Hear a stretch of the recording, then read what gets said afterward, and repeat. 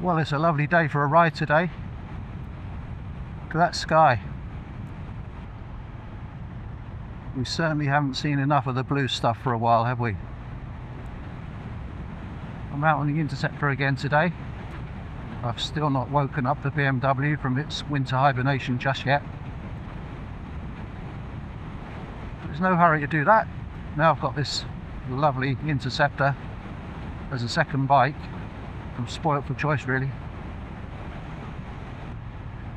So I'm taking a little run out to Salisbury Plain this morning.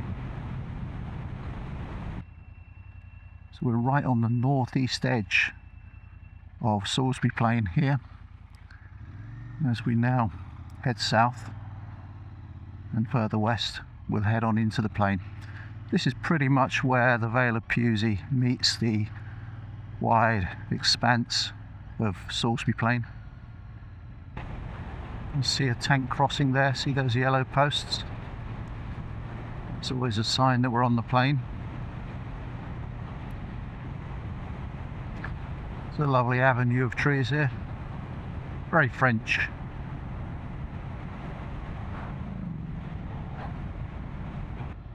Just come into Tilshead here. We're not going to go through the village, but Tilshead used to be on the main road, or the old road from London to Exeter.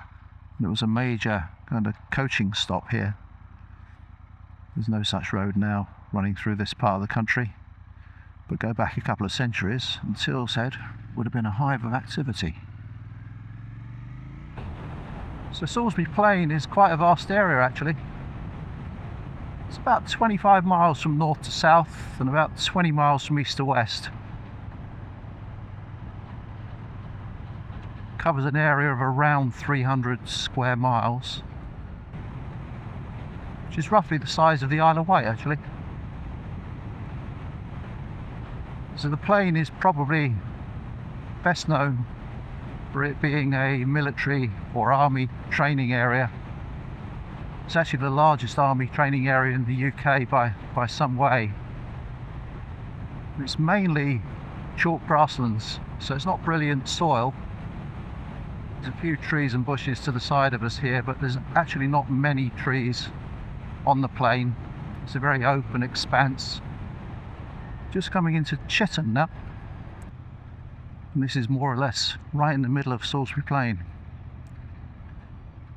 The name Chitterne means farmstead with water. You can see a little stream running alongside the road here. There's very little water on Salisbury Plain, but there's a natural spring here. It's been here for a few thousand years. And Chitterne was kind of established around that spring. It's a pretty little place. Now turn left onto Ridden Lane.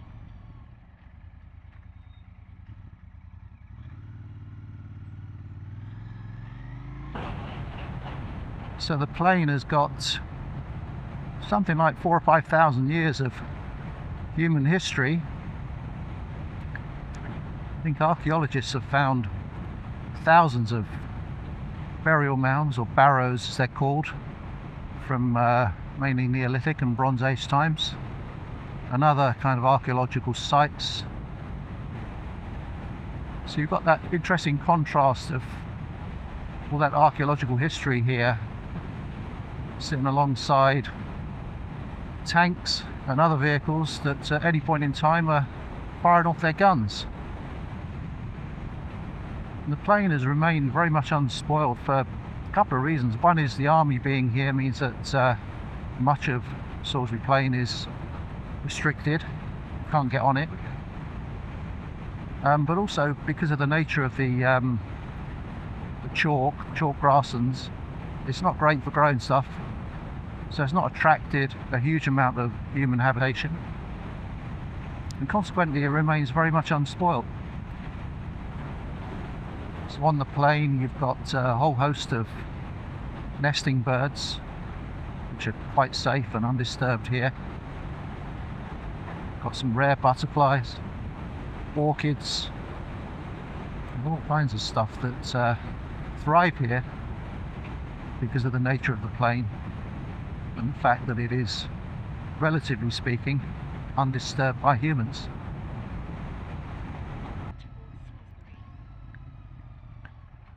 So talking of Stonehenge, this is the visitor centre, which predictably is starting to fill up a little bit there, looking at all those cars on Saturday morning, sunny day. So Stonehenge is down to our left there, I don't know, a mile or two.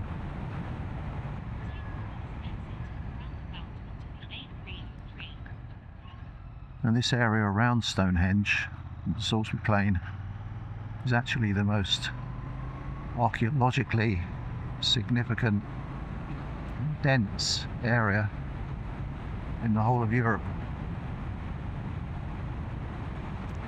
And there's Stonehenge there on our left.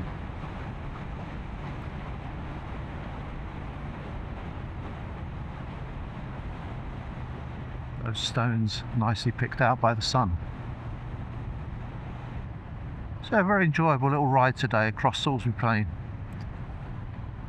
and a real pleasure doing it on this Interceptor, which has of course behaved impeccably. So I'll leave it there for today. Thank you for watching, and I'll see you in the next one. Bye for now.